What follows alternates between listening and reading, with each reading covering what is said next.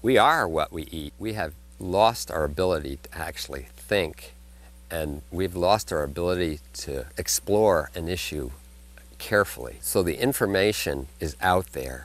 We're in the business of regenerating a local food system. And when you regenerate a local food system, then you regenerate a local economy. And then when you regenerate a local economy, you get community redeveloping, real community where people know each other and work with each other and trust each other. Regeneration of farming is the fundamental way of regenerating the whole culture.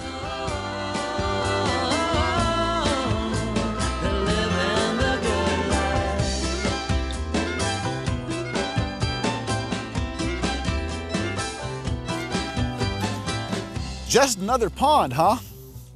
Well, not in the hands of this new young breed of ecological designer for whom yield and function and the regeneration of the landscape are every bit as important as the aesthetics.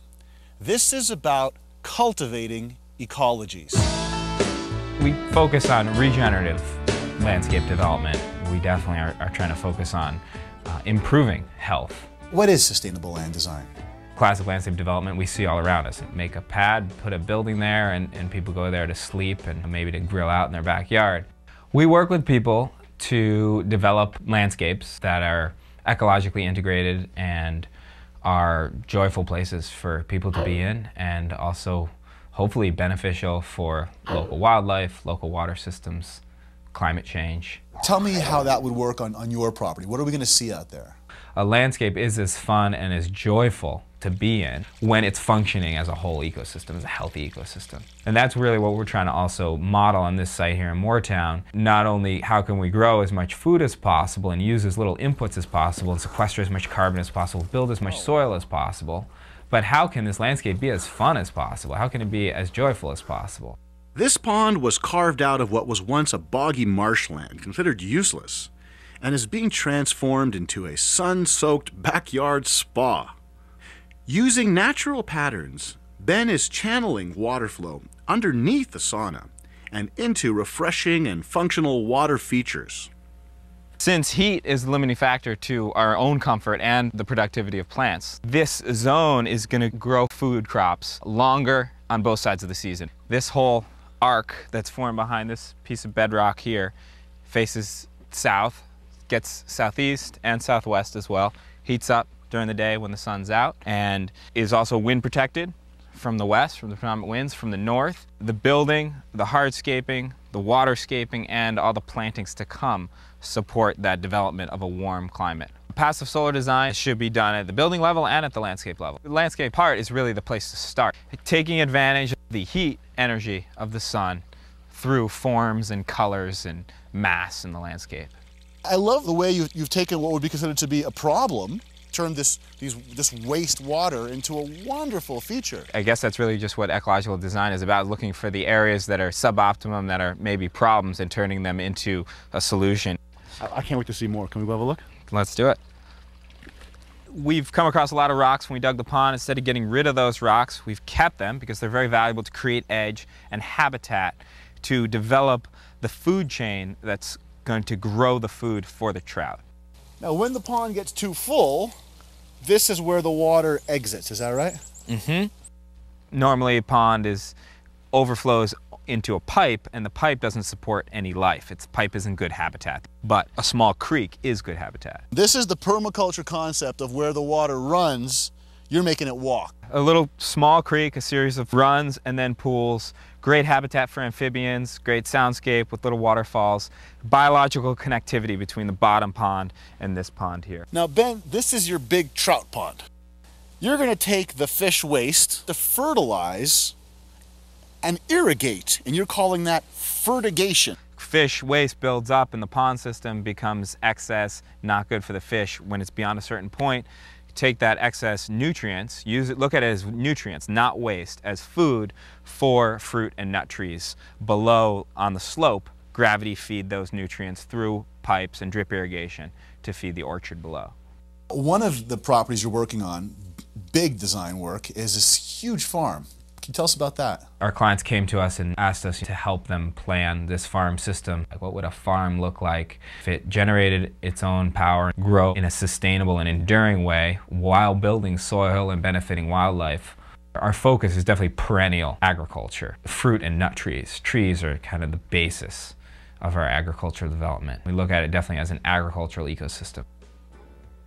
A lot of ecological design work takes a lot of faith in evolution. If we go in with intention and if we promote the right architecture, that the life opportunities go way up. There we go. Renewable energy from waves. Why not? By simply having waves force air up to spin a turbine, we can literally surf our way to a greener future. The Intervale in Burlington, Vermont is about as good an example of urban regeneration and economic revitalization as can be found anywhere. What's being discovered is that reconnecting people, food, and nature is an astounding way to preserve natural resources, to strengthen community, and to create a roadmap for a sustainable future. These people really get it, and I can't wait to show it to you. We got a lot to see. Come on.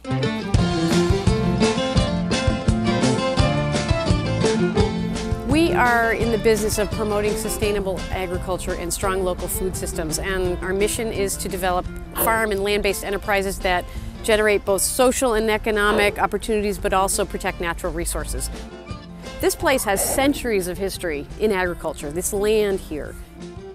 The Intervale was one of those places surrounding a metropolitan urban area that historically made a lot of sense. There were a range of dairy farms and vegetable farms and flower farms down here in the middle of the 20th century.